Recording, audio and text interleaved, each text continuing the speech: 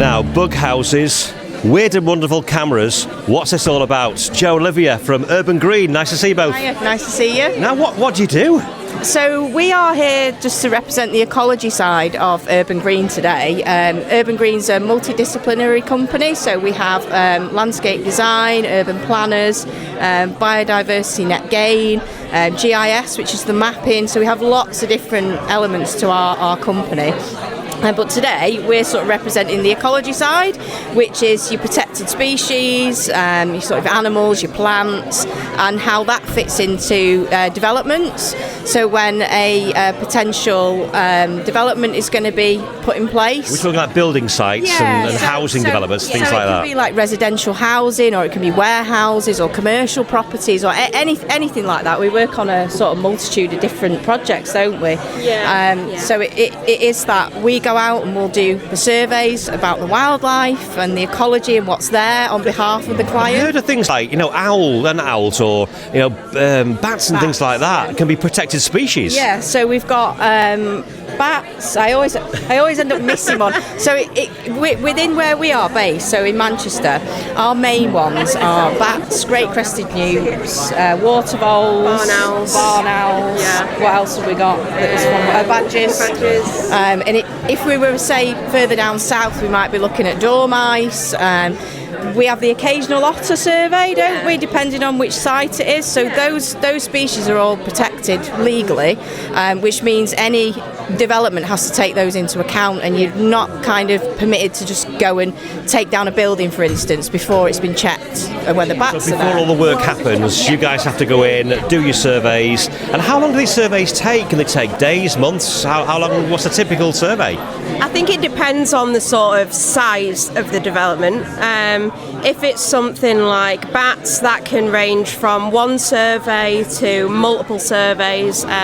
Depending on if they find like a roost in the building, they'll need multiple surveys before they can get a bat license to demolish something. But yeah, it's completely different. It's definitely a case-by-case thing. We can have projects for years, we can have them for months. So yeah, it's definitely an ongoing thing. It never runs out, does it? It's part of what makes it interesting as well, that each site is completely different. Even sometimes you look at it on the map and you think, oh, it's quite similar to such and such a site we did. We get there, it's completely different. And like Liv's saying, the timescales and how many surveys very much depends on what you find in your first kind of assessment, and then planning with the developer how long that's going to take and when those surveys can be done. So bat surveys can only be done during the spring and summer and just into the autumn, whereas like your great crested newts, we can do eDNA testing rather than having to actually find the newts. So again, it's all kind of different fit for each species, really. I'm guessing coming into this industry must be fantastic for for getting out and about and things like that. What kind of qualifications do you need? So ideally you'd need maybe a degree in like environmental sciences. So I have a master's in wildlife conservation.